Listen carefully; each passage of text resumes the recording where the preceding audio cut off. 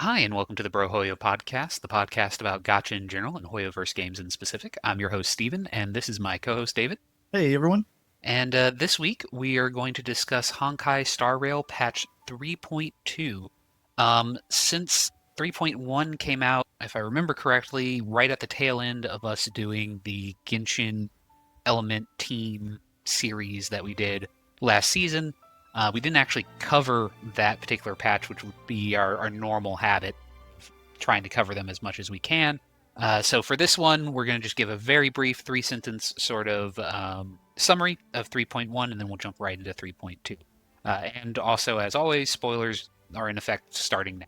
So spoilers, free game. So for 3.1, the main thrust of that plot was we needed to get Maide, Maide ends up becoming the god of strife, and Tribby, we see Tribby's past, what she went through, her tribulations to becoming a demigod and eventually a potentially full god of Amphoreus, as well as I believe it was Shan passed away. I want to say one of the triplets reached the end of her lifespan and basically is now no longer with us. It was Trian, Was correct? Trian. So those were the big takeaways of 3.1. I know we kind of jumped right to the end there for them, but that Well, was the and we state were of things. also, and very quickly, we were Mhm. also introduced to Hyacinth as well. Ah, yes, Hyacinth. Also worth noting. True, 'Cause, as well as Anaxia uh, was introduced at that point. yeah, I don't know if we physically saw him until this patch, but yeah, either way, him, yes. Um, so, anyways, that's that. As far as leading into 3.2, and I guess we'll start with just general thoughts. Dave, what were your general thoughts of 3.2? Good, bad, or otherwise? Yeah, so general thoughts on the 3.2 patch here as we got into kind of Castorice's storyline and Anaxa as well. I would say first and foremost, I I kind of want to start in the middle Mhm. because I think this is the first time that Star Rail has done it. It may be the first time that even like Genshin has done it, perhaps even in that we got an anime episode essentially in the middle of or the latter half of the story Mhm. quest involving Castor's storyline and history and involving her essentially being rogue from the X-Men, not being able to touch anybody without Mhm. killing them type thing. And it was kind of very she has a very tragic and sad backstory because of that type of power. But this anime episode, effectively, that we got was pretty touching. In terms of her as a girl growing up, a little child, and then her friend, trying to make a friend who like held out a stick and she Hold could feel hands. included Yeah, yeah. and hold hands without touching type thing, and then ultimately going through to Castor essentially saying, aging a lot slower, not aging, and then her friend growing elderly and then giving her a warm embrace to welcome death. It was, like I said, I thought really well done, Mhm. and to have done that again, I can't recall Genshin doing an anime style episode. They've done theatrical cutscenes, but Mhm. never in this particular art style that is not within graphics from the game engine. So, what did you think of that? Was that jarring for you? Did you like that transition and that graphical direction style? So my thoughts on it are, from a purely technical quality standpoint, it was very good. Um, I would also say that as a standalone mini episode, short movie, whatever you want to call it, I think it was only like 5-10 minutes long. Correct. It wasn't super long. It Um, wasn't a full episode. It was one of those yeah, 12-minute episodes. Yeah. yeah. So for what it was very good. Again, for Castrice's character, really dove into the struggles that she went with, that she had as a character, and so on and so forth. I think my biggest issue is, and I put it in the notes, is I am tired of Seth. I'm just tired of it. I'm tired of every character having some tragic backstory. I'm tired of it's going to sound weird, but I'm kind of tired of deep emotional whatever's coming from these characters because unfortunately it comes off as one note at this point because we just got off of Tribby and her. sad backstory, and there were a lot of one-to-ones on that one. They were both divine maidens. They both grew up very sheltered, only having very few people that they ever really connected with, who then disappear or leave them. And then they have to kind of grow on their own and become their own independent person, you know, kind of carry that trauma with them, and they just want to. They're kind of woobies. Oh, I just want to be held and loved and da da da da. And I'm not saying that the characters don't deserve that, but when you have two characters with such similar setups right next to each other, it also can be a little bit frustrating. It doesn't come off quite as well, and it's just a trend I've kind of noticed that it's like, I feel like there would have Tribby could have been one of the two needed to change. Of the two, I think Tribby would have been the one that would have been more appropriate to have been lightened, and maybe less focus on the tragic backstory shouldn't have happened right then. So close to Castorice and her sort of tragic story that we're going to go through. So yeah, I had an overwhelming feeling that I'm just tired of sad. I'm really tired of it. Like, you can do these things, like stories need to have these flows. I get it. Like, not everything can be happy, but at the same time, I feel like the last like two or three characters that have come through, especially like high end characters that I've actually been interested in, have just had, like, oh, woe is me stories. And I'm like, no, give me a Yelan, give me a character who's like, yeah, no, I'm a super spy and I go around and I kick butt. Like, I think Cypher is looking to be that character. It's gonna hopefully be on more of a lighter side of things, kind of be more, I don't want to say fun, but less heavy of a character, something a little bit lighter, something that I can kind of go like, oh, okay, yeah, no, things are good. Okay, cool. Which again, I wasn't expecting from Castorice. She is death, but I don't Yeah, know. I hear what you're saying. But I mean, I will say, in terms of tragic backstories and then character growth, I mean, you can almost look at that as a device or a kind of way for us to grow attached to the characters, feel Mhm. for them, and therefore maybe be incentivized to want to pull for them type thing. I know, But at and the it's end of the just day, that's what it is. I know, but I think again, part of it is that you had two characters who were very similar in sort of story structure, setup, and like circumstance, Mhm. following the exact same arc, like almost point for point to a certain degree, at least in their early history. Um, I enjoyed the latter half of Castorus's arc much more with Pollux and so on and so forth.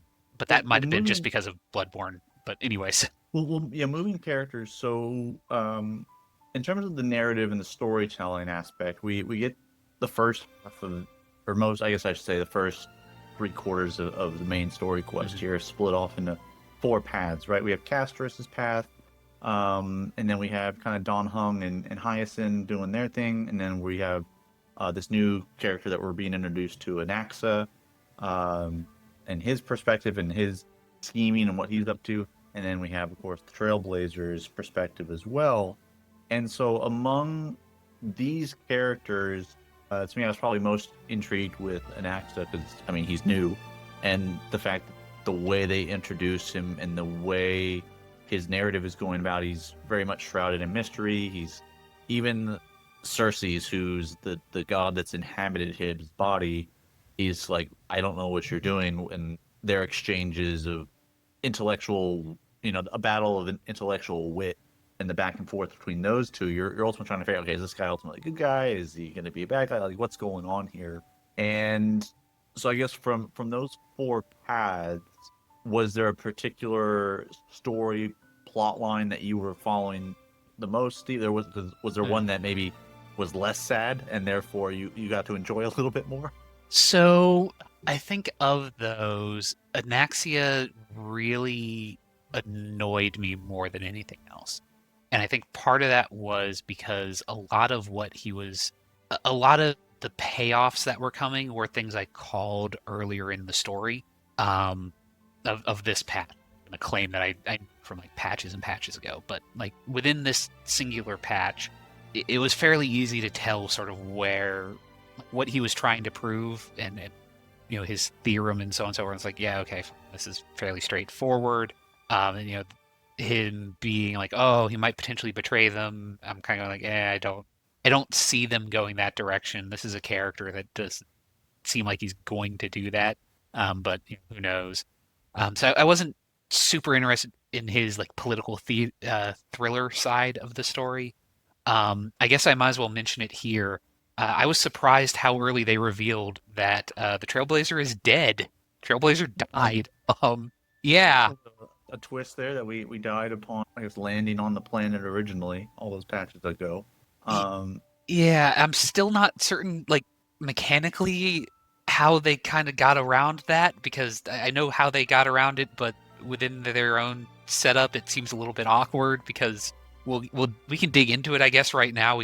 But it involves the payoff of Castorice's story, so I don't want to necessarily jump too far ahead as far as that is. But yeah, Trailblazer died at the beginning.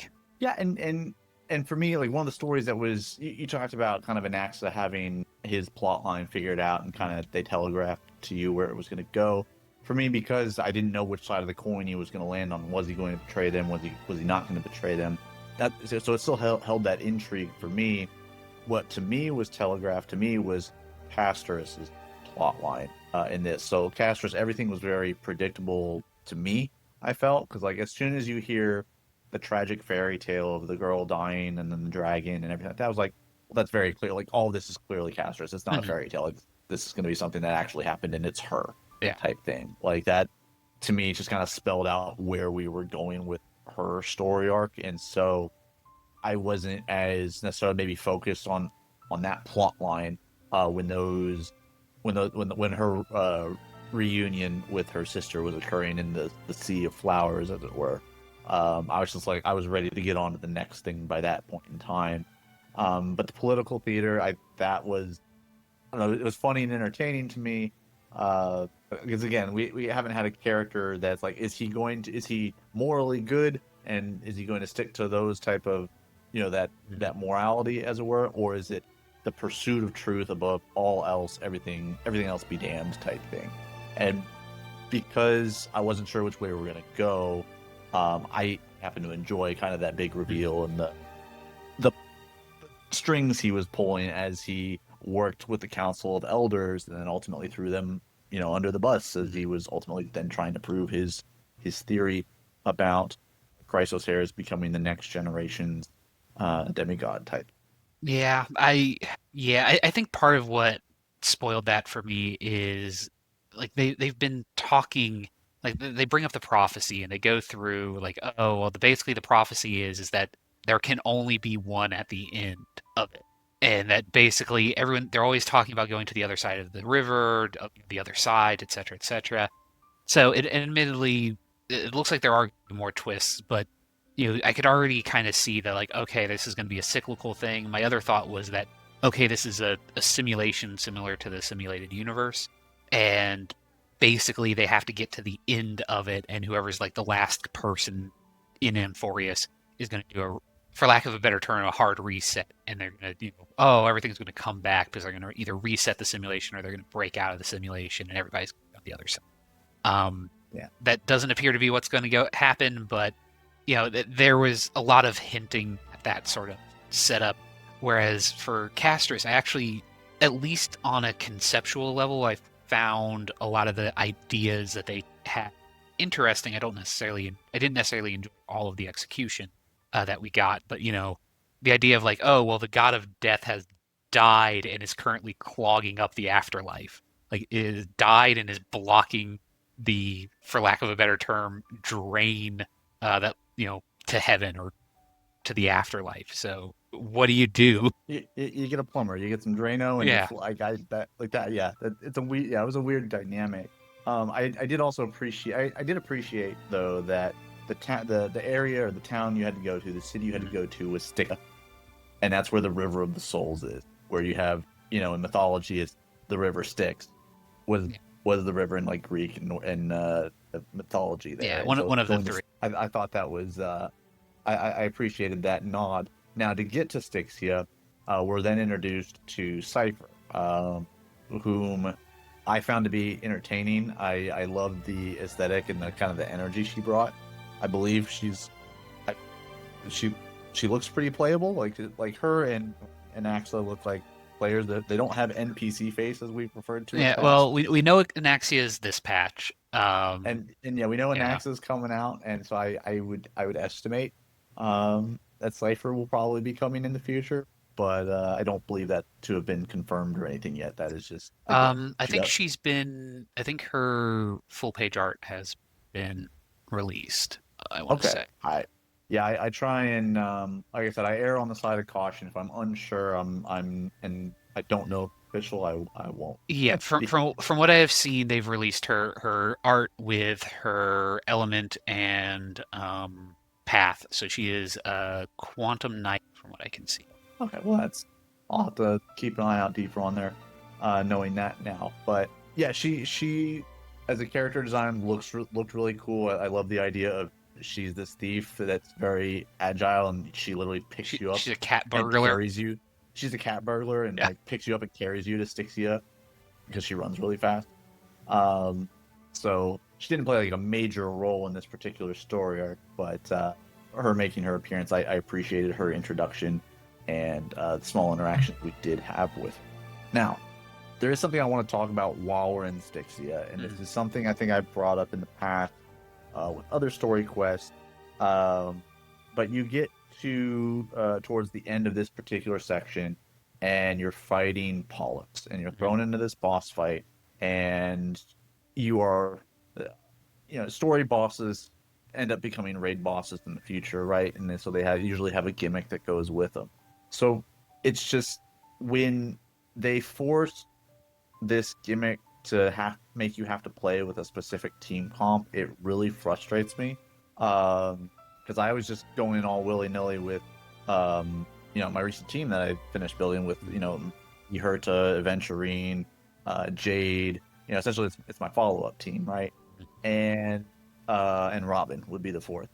And this particular boss, the mechanic, essentially because Castorice is the new character, this is like part of her main story. Essentially, is all about like health and increasing or decreasing health. And what was extremely frustrating is, if you noticed, in my team with Aventurine, there are no healers. There's not a healer in that team, and this boss says, "Don't give a damn about your shields. We're still sucking your health." And so it forces you. It just makes that team essentially null and void because I couldn't kill it fast enough before I ran out of health. And so I don't have my Castor's team fully built, and that's just I have Castor's too. I think about accounts that didn't pull for Castor's or maybe did pull but missed, and don't have enough resources to hit the guarantee yet. And so to force a specific or designated team comp around a gimmick to me is extremely frustrating, and I hate that they do that in story modes. Uh, I mean, because ultimately, yes, if you lose the quest, the boss fight, you can reduce the difficulty, and it becomes pretty easy. Um, but again, when you do go to reduce it, it's Mhm. almost insulting because they're like, oh, you may not, the challenge may not be, you know, you may not get experience this to its fullest extent, by reducing the difficulty. Almost like they're shaming me for reducing the difficulty because they have forced a mechanic for a team that I haven't fully built out yet. And Yeah. they've did this in the past, but Mhm. it's frustrating when it comes up again. And it really took away from my enjoyment of what was leading to Castor's climax of the story. Obviously, there's more reveals and things to come later on in this story arc, but this was essentially Castor's pinnacle of her storyline. And so when I lose the boss fight because I don't have the specific team comp set up, much less the fact that even if I did have it set up, I don't have a chance to really change it because you don't know the gimmick is coming until it's there. Yeah. Um, so it really just took away from it the, like I said, the climax of Castor's story. But what about you? What are your thoughts on that? And then did you experience this as well, or what was your team comp for that fight? So I was running with Castor, and Okay. so I had Castrus, a healer. The I cannot remember her name. She's the follow up healer, but that for break teams, I want to say it's I'm not going to worry about it. It's the Dragon Lady. Her Remembrance Trailblazer and Sunday was the team that I ran through with. I didn't have any difficulty with the fight, but again, I had a healer that basically, as soon as you dropped 1 HP, she automatically did a follow up attack and heals your team. And then I had casters who, it's empowered with health changes. So it was fairly straightforward for me. I do see where you're coming from. I would also point out that, I'm of mixed feelings because I get where you're coming from, and there's a part of me that goes, like I want them to introduce other challenges. The problem that I recognize with it is that a lot of those challenges would be more acceptable in a game where you're not paying for characters or, either through time or money. So the fact that there is that money element is sort of where the issue pops up more so than like, well, I mean, this would be in any other game or any other genre, this would be fairly standard. Like, okay, you need to switch up your tactics or you need to change things, but because there's that monetary element associated with it, uh, it doesn't sit as well. Um, there is a part of me that is kind of going like, I guess you could, and playing devil's advocate. I'm not saying that you should have done this, Dave, but devil's advocate, you could have technically, stepped away. I know you have, so you could have used her and done a different team and seen how that goes. Brought Asher on instead or somebody else. But, when you're in the flow of the game, the flow of the story, getting caught on a boss like that is frustrating. I know that like when I was doing the Pinacone for the channel, it's recording. I believe I actually ended up having to drop the difficulty for the final boss against Da Sunday in his god form because I just didn't have characters that were capable I'll, of. I'll even grant to that. Like I said, of course I can change up the team comp and take more time if I'm really pursuing it, right? What I would say even that I would be okay with, even if they just did this, is when you're hitting that spot in the story, hit me with that screen like you would if I'm queuing up for my weekly boss fights. Hit me up with the let me set up my team comp, let me know what the weaknesses of the boss are, and and then I can change up my team right there on the spot rather than going into it not really knowing what its weaknesses are, not knowing the gimmick or anything like that. Because at least that way, then I can at least have some formulation of a team that at least is hitting like the weaknesses. Let's say, right? Yeah, I may not have covered my bases when it comes to the gimmick of the fight yet. Like that's okay, fine, because we're learning the gimmick for the first time when we're experiencing it. But at least let me have a chance and set up a team that that shares weaknesses to at least break down the toughness bar. Because if a team I'm running doesn't have any shared weaknesses to break that toughness bar, and I don't know the gimmick, that's just a double whammy, and you're making it you're unnecessarily wasting my time, rather than just letting me kind of at least know that aspect of it. So I would be okay with that, but as it stands right now, it just continues to drive me nuts, and I just even for boss fights in the past, that's like I had a team comp for. It's like, man, imagine if I didn't have this particular boss's gimmick character. If I didn't pull on the spanner, it's like, okay, well, what would my alternatives be at that point? Then I'm in my head theory crafting. Okay, how would I fight this boss if I didn't have this patch's banner character? Because effectively, that's what it is, and that's what like we all know what they're doing and why they do it this way. I understand that part. You can argue the predators of it. That I'm making up the words. That's why it sounded wrong, because it is. You can debate how predatory it is or not. But at the end of the day, I understand it's business. Business's goal is to make money. And they're just trying to maximize that. I get that. I can hold both of these opinions and understand both of them, and they both make sense, even though they're diametrically opposed. and again, I don't think you're incorrect. I'm just like I said, I'm kind of in a fence sitting situation my own self where I'm like, yeah, no, I see where you're coming from.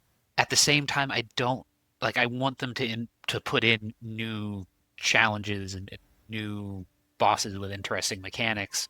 It's just, yeah, there's Or the issue you could of even have a story mode version of the boss, and then ultimately, then when you go and you're doing them as if they were a weekly boss, that's when you can add some of those extra challenges that maybe you're looking for to make the fight that much more difficult. Like for me right now, actually, I'm going back and farming the materials for Castorice and Remembrance Titan because it's the same weekly boss, which is our Foxian friend who lost her mind during that story quest. yeah, the general. The general. Yeah, I'm blanking on her name as well, like or something like that, or Schwan, Fuja. But anyway, like, and doing her boss fight, even her boss fight, even with the right team comp, it's still pretty difficult for me because that team isn't necessarily perfect and ideal because I didn't really pull characters during that patch. So because that was like during Yun Li was out, she herself was out, and I didn't really have the resources and wasn't really pulling in that patch cycle. So that boss fight is continuing to be hard to me because I'm trying to mix and match. So that's where the challenge can be is in the weekly fight and in the story quest. You want to make that accessible for everybody, so maybe you don't need to introduce every mechanic into that particular fight. Save it for when they queue up for it as Or you the week. can, yeah, or you can add an R or a special event effect, similar to the train in at the end of Pinnacle, or the Yeah. giant Robo Fist for Oh yeah, yeah. Colia, and maybe it's they want to keep that limited to only the final boss of each world, but it's something you could do for the story mode version of it, where it's like, okay, look, we know you're not going to necessarily have this team, so we'll give you a heal, like Castorice is there, she'll heal you, she'll keep you from dying. Oh, hey, you've got a shield, to at least alleviate some of those issues. Now, I want to move to another topic, and this may not even be a topic. I just wanted, because this happened for me in my game, and I think this was just I had a side quest that therefore conflicted with like one of the main plot points, and Hmm. this may not have happened for everybody, and this may just be because of me. But if you did experience it, then I just think it's funny that this is occurring in people's games or can occur in people. And that is if we're following the main story plot before we headed to Amorphous here, March 7th was turning into an ice cube essentially, right? Yeah. That's she's in her bed, she's as an ice cube, and we don't know why, and she's being monitored by Black Swan and Himiko, right? Well, I had a side quest in my journal that I picked up. I don't know where it was go talk to March 7th in her, and I go talk to March 7th in her room, and she is there, like in front of her wall of posters and her decorative wall that she has. So she's there, perfectly fine, not an ice cube. And then I turn around, and she's also in her bed and is an ice cube. Yeah, I'm not aware of that issue, but I could see it. I was I was very confused. I was like, "You're supposed to be an ice cube," and I thought it was a story quest, a side story quest that was like just recently introduced, but it may not have been, and that's why maybe why it's conflicted because it technically should have taken place or was introduced at a time before she's become an ice cube before we came to Amorphous. But it was just a funny to good to see you back, and then I turn around, wait a minute, you're an ice cube still. Well, I mean, again, technically the Traveler at this point is dead and can't leave Amorphous because, or yeah, not Amorphous, it's Amphoreus because it's Amphoreus, yeah, named after sorry, I was the. talking You're out good. loud. Yeah, it's named after the vase, the wine holders.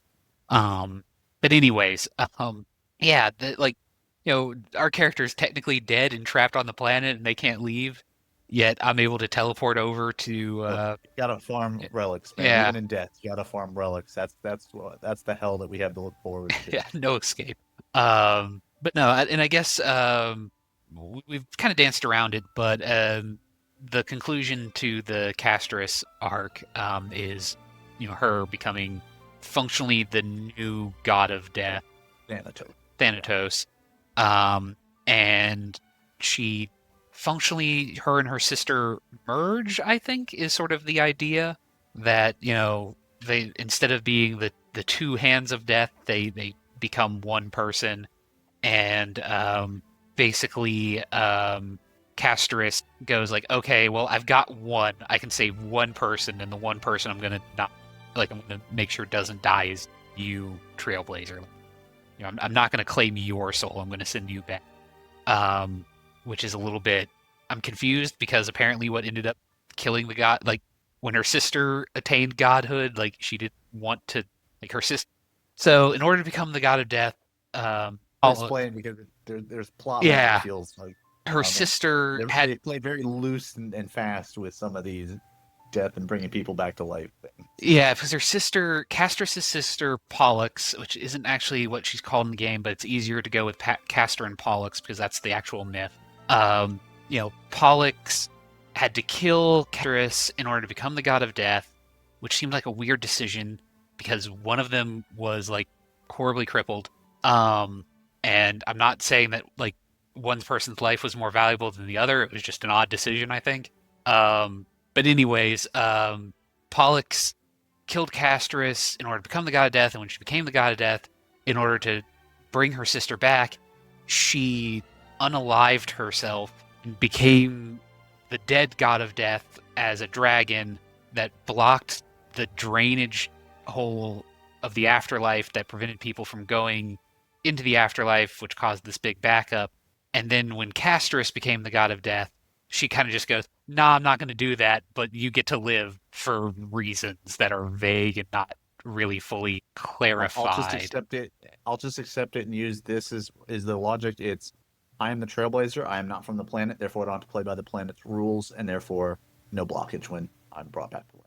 I guess, I don't know. It would have been easier That's if what I'm they had going with. just been more straightforward and been like, yeah, you've got a Stellaron in you, like that which is dead can never die. You're technically already kind of not alive, so you can't be dead. Like, you only seem dead because whatever.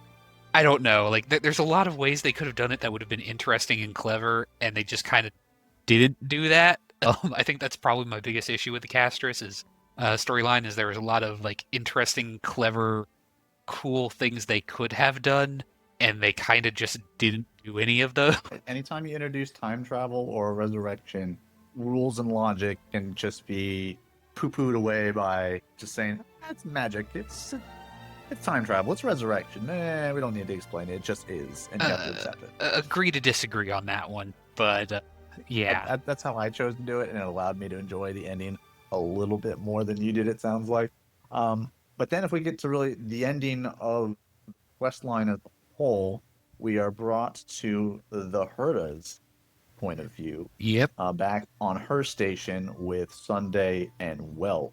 And any Herta interaction to me is hysterical. I love how she interacts with them two, how she interacts with her mirrors, and then ultimately, too, her interaction with Ligas. And you're thinking, sitting there going, if you haven't played Story Quest yet, how did she get to Amphoreus? And because Ligas is on Amphoreus.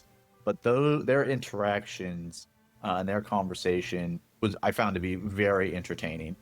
Uh, and then the implications of what they're going to bring forth in the coming story arcs here with the Lord Ravager and then Path of Destruction, that somehow plays a role in Amphoreus. Because if we remember coming to the planet, there were three paths, and we were trying to figure out how they all intertwined and and work. I'm gonna call foul here because when we first showed up, they said that there were three paths. It was remembrance, erudition, and one other that they couldn't figure out. And they go, well, it's not destruction. They explicitly go, well, it's similar, but that is not destruction. But And then I it is destruction. and now it's destruction. I'm sitting there going like, you that's cheating. You don't get to do that. You can't just say like, oh, this isn't destruction, and then no, it turns out it is. It totally is. It's like, no, you that's not how you do this. Um, although I will give credit that Lygus was one of those characters that came across as very I don't want to say sleazy, questionable. Like they managed to make I'm going to use male pronoun. It's a robot. Um, they made him feel, Very ambiguous and with yeah, he was very ambiguous. You know, there was always a sense of like, well, you know, he's not really on any one person's side, but he always seemed to be an antagonist, even if he wasn't necessarily a villain, if that makes sense. Mhm. And you know, then when you get the conversation between him and Herta, you know, you find out, oh well, he's also an emanator of erudition, because when Herta's like, oh well, I'll just blow you up because I'm an emanator, and he kind of goes, well, I've also been touched by erudition, so we end up destroying each other. Like, if you want to Yeah, square up, mutual we can. destruction is assured. I'm just Yeah. like, okay. Like I said, their back and forth was really good. So I'm excited to see what the next chapters bring, and are we going to have more of the Herta and an active role in these next chapters? How does Cipher play into it? How does Anaxa play into it anymore? Or is his chapter done with having Cersei's core flame? Yeah, yeah. I'm curious to see how things go. They there's a couple of directions I could see him taking it, and I'm hoping that again it works out. I'm just not like I said, I'm a little bit tired of sad, so I'd like something a little bit more, not necessarily upbeat, but a little Well, bit less grim. I think we're gonna probably have at least one more chapter here of sad. Unfortunately, that's the vibe I'm getting because you don't just bring in somebody called the Lord Ravager and Path of Destruction and think things are gonna be happy go lucky or hunky dory Well, like they don't have to some be. of the Penacony ones were. Yeah, but I'm thinking like, okay, we know that Hyacinth and Cypher are the next two characters, so the story's probably going to focus on them. Hyacinth's a healer, Cypher's a thief. I wouldn't mind a heist where it's like, okay, well, we gotta steal the next core flame or the next two core flames. We need two more, or we've got multiple left, so we're gonna have Kind to of an probably get Ocean's multiple. 11 type story arc. Yeah, do something where it's like, okay, one of them is you have to go in and you have to steal the stupid thing, and the other one is, oh, do something with it. Again, this patch has been focused on Castorice, which is by default focused on Thanatos and death and so on and so forth, so I get it. But, maybe a little bit of a switch up here. Just, like I said, I'm a little bit tired of sad. Well, and another thing too that we didn't really talk about, and kind of skipped over it, Mm, and that's fine because you look over to like noticing during the story quest, and we've talked about this because of the ongoing voice actor strike, like Don Hung not being voiced, mhm. Timiko not being voiced, and how that kind of detract from some of the story arc and some of the particular chapters of the story. But I am looking for. I think that's something that goes across the board with Hoyoverse games. Is we're always looking forward to what they're going to do in the next chapter, or the next arc. Where are they taking the story? Because there's one of a few branches. Yeah, like you said, I think they could go, and it's just unfortunately we have to wait 6 months or whatever it is until the next big drop. Um, as we maybe, yeah, like you said, potentially have a little bit of filler here in these next couple with a thief and a healer type. But who knows? Yeah. Maybe they drop some good old nuggets, a big old plot nugget in these next chapters. But Steve, did you have any other closing thoughts for this one, or we want to go talk about our event? I think we're good to move to events. All right. Well, then I will go ahead and throw it to you because I think you said we had the one event going on in Star Rail, so I'll let you take it. All right. Well, as far as events go, we've only got one this week. ZZZ doesn't have much going on other than a new patch this Tuesday. So most of their events have wrapped up, and Genshin is pretty quiet for the moment. So instead, it's just Seal Slammers in HSR. And it's basically, I want to call it pool, or I'm trying to think of a game that is a good one-to-one, but functionally you're just playing table hockey, something similar, with aquatic animals in Honkai Star Rail. It's kind of fun. You get some seals that have unique and interesting abilities and can kind of build a team and either play through the story, or there is a multiplayer mode, which if you want all of the potential Starjade, you'll need to at least, I think, get to the second or third tier rank in it. Yeah, you rank up twice, and as long as you play three matches is three of the five rewards, and then if you get to if you promote twice, you'll get the others for the PvP bonuses. Yes. Okay. So, yep, that's that. It's like I said, I had some decent fun with it. Dave, I believe you enjoyed it as well. Yeah, I enjoyed the mini game. It was a lot of fun. For those that are looking for an easy time, I know Steve probably has a team comp he used. Used the I used kind of the ghostly seal that puts three sprites on the board, and if it runs over a sprite, it will gain plus three attack damage for the rest of the combat. I used big, I'll call it the pin cushion seal. Basically, it doesn't fly as fast, but if something bumps into it, the attacker takes damage as well. And then the other one I used was the one that threw bombs at people, so it would do its normal damage and then threw two orbs for more damage. And I didn't have any problems with the story.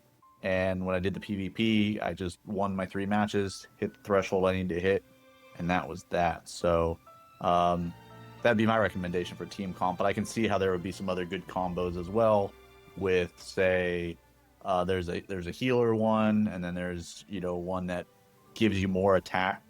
Like I can see a team of the healer one, the one that gives your teammate seals attack when it bumps into them, and the pincushion one, because the pincushion's counter damage is based off of its attack. So if you buff up its attack and just let other enemy seals hit it, they'll kill themselves essentially.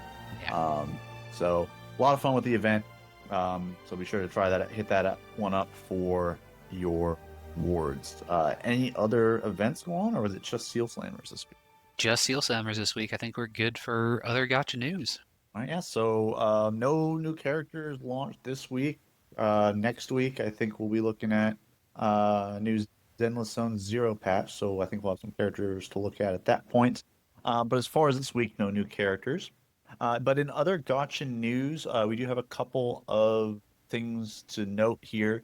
So Snowbreak Containment Zone. So this is a game I know Steve and I played a while back. I dropped out of my rotation. I actually picked it back up this week because they just had a new major patch come out for the new update, Abyssal Dawn. So this is going to involve a new character, Narita, as well as, of course, a new event. They've brought back their Definitely Not Fall Guys minigame that you can play for some rewards. So yeah, putting Snowbreak back into the rotation since I think I dropped that one mainly because of storage space on my computer, but we moved some things around. So the Steam client on Snowbreak is about 29 gigs. I didn't realize it was that big. But anyway, Snowbreak, new update, Abyssal Dawn. Also on the radar, Wizardry variant Daphne.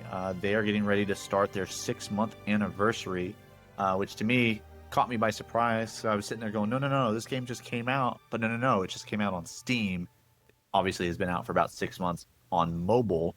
But it does have a Steam client. If you like dungeon crawlers, old school, unforgiving dungeon crawlers, this is the game for you. It does have that old school RPG feel, kind of growing your characters and to different stats, that you want, and skill inheriting, and then just hard to absolutely unforgiving dungeon crawl moments as you manage health, resources, and mana points to extend your stay. But if you are efficient at it, there's no stamina bar per se, so you could technically play for elongated periods if you know what you're doing and traverse carefully. So Wizardry Variants Daphne 6-month anniversary. A news article I saw from Forbes actually was saying that ShiftUp CEO is made its way into Korea's 50 richest people. This would be the CEO for ShiftUp, who are the creators of Nikkei Goddess of Victory, which is a gacha game that I play a lot and is one of my favorites. And they also had the AAA game that came out last year, Stellar Blade, which was out on the PlayStation, I believe, and may be coming to other platforms in the future. But yeah, so ShiftUp CEO made it into Forbes's 50 richest Koreans. So I thought that was pretty interesting to see their success skyrocket up after the performance of those two games. While I'm talking about Nikkei, they are getting ready to have their 2.5-year anniversary. I say getting ready to have because as of recording, it hasn't happened yet. But as of posting, it will have happened. So be on the lookout for that. If you're interested in Nikkei's 2.5-year anniversary, they'll be announcing what's to come from there. There's speculation that Siren, who has been one of our enemies in the story plot, is going to become a pullable, playable character. And they just wrapped up the popularity voting, so I believe they'll announce the results of that so we know which Nikkei is ultimately going to be getting a free skin, which we will vote on in the future as far as which theme of a skin we'll be looking for. But also on April 19th, speaking of anniversaries, Wuthering Waves is going to be doing their 2.3 live stream, which is going to be their first anniversary. So Wuthering Waves has been out for almost a year coming up. So if you're playing that game, be sure to check that out. I believe Zanny is going to be the character that's going to be the big banner for that particular patch whenever that does go live. But again, that will be going on April 19th. So on this coming Saturday or this past Saturday, depending on how you want to look at the time frame of this conversation.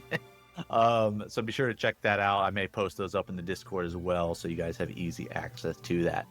That's going to do it for us this week. We want to thank you guys for joining us. Let us know your thoughts on the 3.2 Trailblazer quest. Maybe you guys have some different takes as we do, or maybe you share in some of our feelings in terms of maybe forced boss mechanics, or maybe you, like Steve, are also tired of sad. But if you did enjoy the episode and you'd like to show your support, be sure to like, follow, and subscribe to the channel. You can email us at brohoyopod@gmail.com if you have questions or suggestions for the show. We also have the link to that Discord that I mentioned down in the description, so you can join us over there for news, game nights, and content notifications. Join us next week when we discuss how developers pander to their respective player bases and what problems or successes this can lead to. But until then, keep gaming. We made a choice, go fight against your fate.